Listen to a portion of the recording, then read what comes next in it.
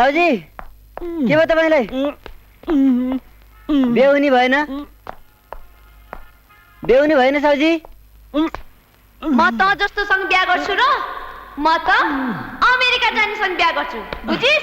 America America.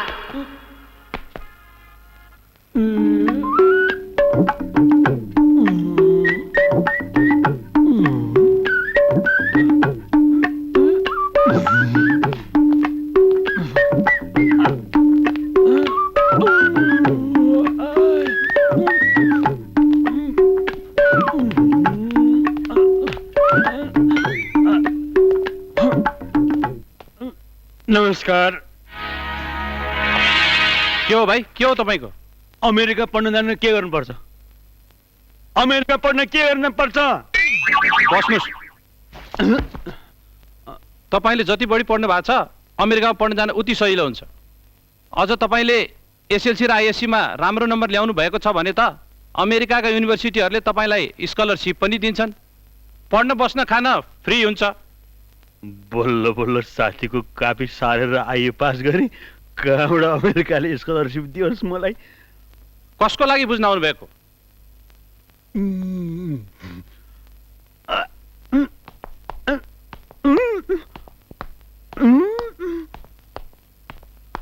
क्या ताल तालका मान्छे आउँछन् बा?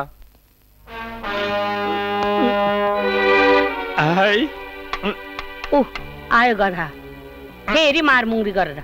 फेरि झगडा गर्नु सुरु गरिस्? कोसँग झगडा गरिस्? अब कहिले त भइहाल्छ नि। उसले हिर्कायो भने आफू चुप्लाएर बस्ने कुरा आउँदैन। उसले पनि हिर्कायो, आफूले पनि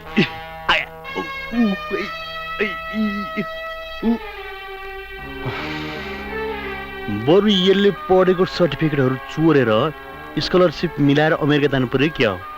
यसको र मेरो अनुहार पनि ठ्याक्कै मिल्छ। के हेर्छस् मुखमा कर्कर्ती? तेरो अनुहार हेर्नलाई नि तरिका मिलाएर हेर्नुपर्छ मैले? स्टुपिड। अब त गदाको मुख हेर्नलाई मैले तरिका मिलाएर हेर्नुपर्ने। एसएलसी चाहिँ तैँले चाहिँ त्यो एसएलसीमा बोर्ड थर्ड, अनि त्यसपछि आइएससीमा चाहिँ प्रथम श्रेणीमा प्रथम, अनि त्यसपछि दिल्लीमा चाहिँ युनिभर्सिटीले टप गरेको सर्टिफिकेट प्रमाणपत्रहरू कहाँ राखेछस्? भाइ किन चाहियो तँलाई? हरो होला, म राम्रोसँग राखिदिन्छु। ले पर्दैन। ले मैले राम्रोसँग दराजमा राखेको छु। ए भनेपछि यसले राम्रोसँग दराजमा राखेर छ। दराजबाट कसरी चिक्ने?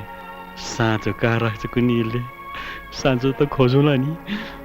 भाइले पढेको दाइलाई काम लाग्ला जस्तो छ।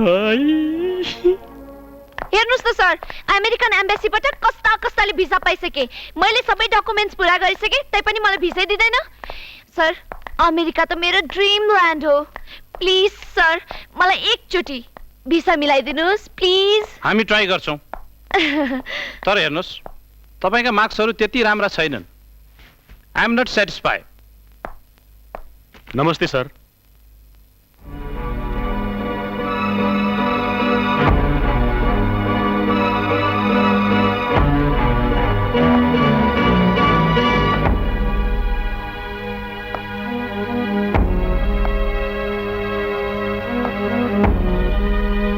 बस्नुस्।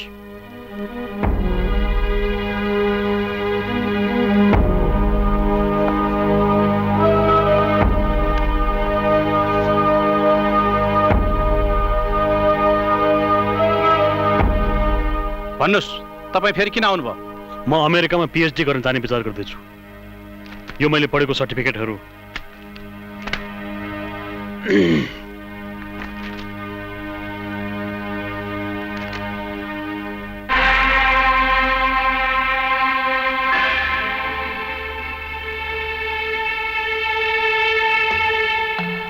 ओहो, तपाईको एसएलसी मा बोर्ड थर्ड, आइएससी मा बोर्ड फर्स्ट, बीएससी मा दिल्ली युनिभर्सिटी टप।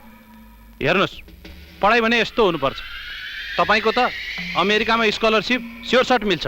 मेरो पढाइ राम्रै थियो, तर जति पढे पनि यो देशमा त्यसको कुनै कदर हुँदैन। मैले कुनै अपर्च्युनिटी पाइनँ यहाँ, र एउटा सानो भिडियो पसल खोलेर बस्नु परेको छ। मलाई मान्छेले राम्रोसँग चिन्न पनि सकेनन्।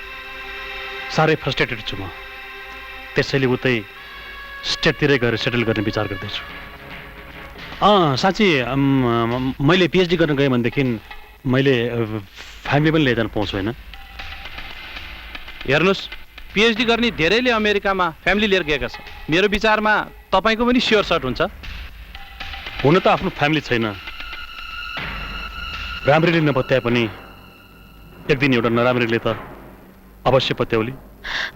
म जाउँ है? हुन्छ नवीनाजी, तर तपाईँ धेरै आश नगर्नुहोस् है। अनि मेरो अमेरिकामा कतिको पोसिबिलिटी छ एकचोटि फेरि भनिदिनुहोस् न मलाई। अमेरिका के चाहन्छ भने उसको देशमा मूर्ख बदमासहरू नआओस्। तपाईँ जस्तो पिएचडी गरेका पढे लेखेका मान्छेहरूलाई उसले सहस्र स्वीकार्छ। तपाईँ धेरै लकी हुनुहुन्छ। यु आर रियली लकी गाय।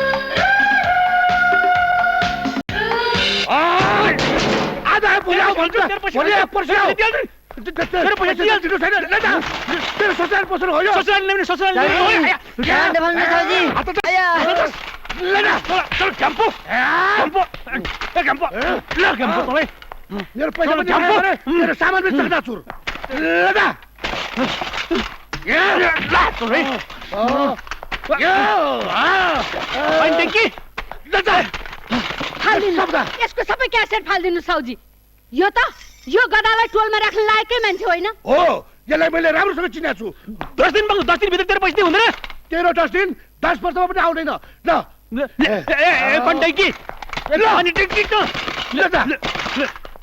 सामान नभए बरु तालचा मारेर चाहिँदैन तेरो सामान। देखिस् देखिस्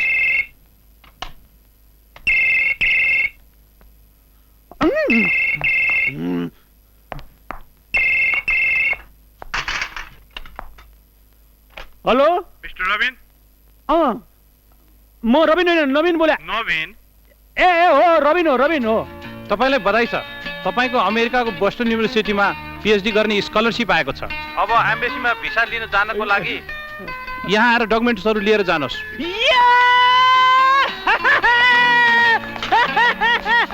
साउजी फ्याक्नुहोस्, सबै सामान फ्याक्नुहोस्, सबै फ्याक्नुहोस्,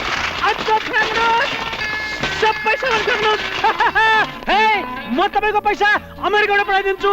हे सुन, तेरो तलब म अमेरिकाबाट पठाइदिन्छु। अमेरिका के भन्छ मालिकलाई? कुकुर घुस घुस के हो? थाहा छैन।